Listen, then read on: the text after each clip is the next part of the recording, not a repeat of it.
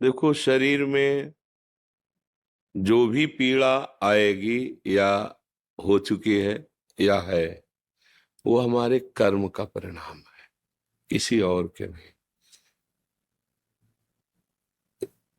अब क्या है कि जैसे इस बार भले इस जन्म में आप मांस ना खाते हो, मान लो इस जन्म में ना खाया हो, हम क्या जाने कि खाया कि नहीं। पशुओं के साथ कैसा व्यवहार किया जाता है, कैसे लोग कैसे करते हैं, वो भी जीव है। ठीक वैसे ही जैसे आप अपना शरीर, अपने को, कितना प्यारा शरीर है, आप अपना शरीर बचाना चाहते हैं, ऐसे हर जीव अपना शरीर बचाना चाहता है। आप देखो, चींटी के पीछे अंगुली ऐसे करते चलो, वो भयभीत होकर भागेगी, अपना प्रयास करेगी कि मैं बच जाऊं, शायद कोई मुझे कष्ट देना चाहता है। किसी भी जीव को देखो, अपने स्वाद के लिए पीछे के जन्मों से लेके इस जन्म तक क्या करते हैं, गड़ासा चलाते हैं, ठीक है?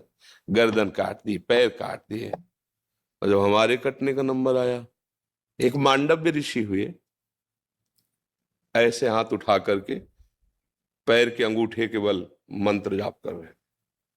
ध्यान से सुनना। कुछ चोर लोग राजा के खजाने में सेंध लगा दी। ओ, अगर बचाव पक्ष जोर का होता है तो फिर चोर पक्ष भी जोर का होता है। अगर नए नए क्रम बचाने के निकलते हैं तो नए नए उनकी सोच उसमें चोरी करने की निकलती है। तो चोरी करके निकल ही रहती कि सैनिकों को पता चल गया, उनका पीछा किया।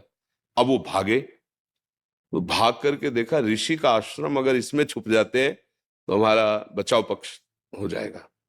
चले गए अंदर, लताएं झोपड़ी सब वहीं, अपने स्वर्ण आदि जो चोरी की थी वही रख के चुपचाप बैठ गए।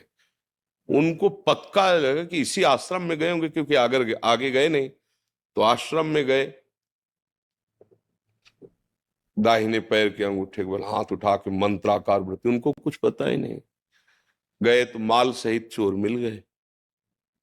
तो उनको लगा कि ये आश्रम में इसलिए आए, हमें लगता है इस महात्मा का ये सब नाटक है और ये इन चोरों का साथी है और ये चोरी करवाता है। बुद्धि बदली। बुरी दशा जब हम आनी होती है ना, तो पहले बुद्धि बदली जाती है। तो वैसे ही टांग ले गए उनको।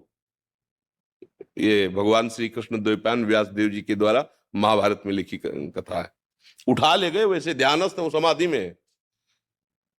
8-10 ऐसे सामने चोर, पीछे महात्मा जी। राजा को प्रमाण सहित जब वस्तु सहित चोर मिल गए तो उन्होंने ये नहीं देखा कि महात्मा भी है, उन्होंने आदेश कर दिया इनको सूली की सजा। उस समय जैसे फांसी की सजा होती, ऐसे सूली। सूली की सजा एक भाले जैसा यंत्र, ऐसे नीचे से खंबे जैसा, ऊपर एकदम भाला जैसा, और बराबर की ऊंचाई में ले जाकर गुदा द्वार से ऐसे छोड़ दिया जाता था ऊपर से। तो वो जितनी घुस पाई, इसके बाद वो आदमी गुदा द्वार में सूली घुसी, अब वो तड़प रहा है।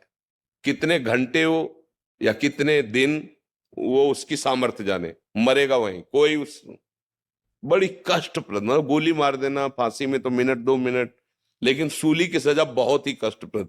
अब गुदा द्वार में इतनी घुसी है और वो रक्तस्राव हो रहा, धीरे धीरे वो मरेगा। दूसरे जब दंड वाले आते थे जिनको, तब वो उतारे जाते थे 1-2 दिन 3 दिन में ऐसे। जब वहां उतारने गए तो देखा वो पद्मासन लगाए बैठे मांडव ऋषि, और वो तो चोर थे, वो मर गए।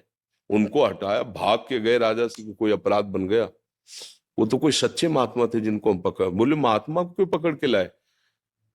बोले महाराज हमको लगा कि वो आश्रम में। तो अब वो भयभीत हो गए, क्योंकि आगे गाय और ब्रह्म ऋषियों को करके गए। वो कहा महाराज मुझे बिल्कुल पता नहीं था, आप क्षमा कीजिए, मेरे से अपराध बन गया। उनका नहीं, बस ये हटाओ, सूली से मुझे उतरवाओ, मैं तुम्हें दंड नहीं दूंगा, मैं सीधे धर्मराज को दंड दूंगा, उतारू तो मुझे। लाख उपाय किया गया, वो शूली उनके गुदा द्वार से हटी ही नहीं, काट दिया गया। वो सीधे अंतर ध्यान में धर्मराज के पास पहुंचे और उन्होंने कहा मुझे बचपन से याद है कि मैंने कोई अपराध नहीं किया, फिर मुझे ये सजा क्यों मिली? लोहा अंदर ठसा हुआ, उसे काट दिया गया, निकला ही नहीं। मैं तुम्हें अभी दंड देता हूं, क्योंकि तपस्या के धनी थे। तो धर्मराज इनका रुको रुको रुको रुको। तो जैसे अपने नहीं कि टीवी चैनल लगा दे तो दिखाई देता है, ऐसे कहा देखो आप अपने। तो 8 वर्ष के थे, एक तितली को उठाया, और बम्बूल का कांटा होता है ना, बार बार उसके गुदा द्वार में ऐसे खिलवाड़ में, बच्चे थे, ऐसे करके छोड़ दिया। बोले उसका फल है ये कि सूली निकाली नहीं गई, अंदर धसी हुई है, क्योंकि कांटा निकाला नहीं था। तो आप अपने योग बल से सह गए, नहीं तो जैसे तितली मर गई थी वैसे तुम्हें मर। एक तितली के गुदा में कांटा डालने से ये महर्षि हैं इतने सामर्थ्यशाली कि सीधे जहां न्याय होता है वहीं पहुंच गए धर्मराज के पास। तो बोलो इतने बड़े ऋषि का कर्म, उनको दंड दिया ना, तो हमारे तुम्हारे कितने कर्म है? ये मुर्गा, ये पशु पक्षियों को जो काट काट के खा रहे हो, जो विनोद कर रहे हो, मजाक मजाक में उनको कष्ट दे रहे हो, दुख दे रहे हो, और कितने पाप हैं? एक पाप है कितने? अब आपको मान सकते हैं कि इस जीवन में आपने कोई पाप नहीं किया, ऐसा आप कह सकते हैं, लेकिन बिना हमारे पाप के हमें कोई दंड नहीं दे सकता। हमारे पूर्व के, हम शरीर बदलते चले जाएं, हमारा पोस्ट बदलता चला जाए, तो क्या पीछे जो गलती करे हैं वो हम पे लागू नहीं होगा क्या? मान लो आप पहले एक छोटे पद में थे, फिर बड़े पद में आ गए, लेकिन जब छोटे पद में किए हुए अपराध का दस्तावेज खुलेगा तो बड़े पद में होते हुए आपके ऊपर कानून लागू हो जाएगा और आपको जेल जाना पड़ेगा, आपको दंड भोगना पड़ेगा। ऐसे ही पूरा सिस्टम भागवतिक है। तो कोई न कोई हमारा ही कर्म हमको कष्ट देता है।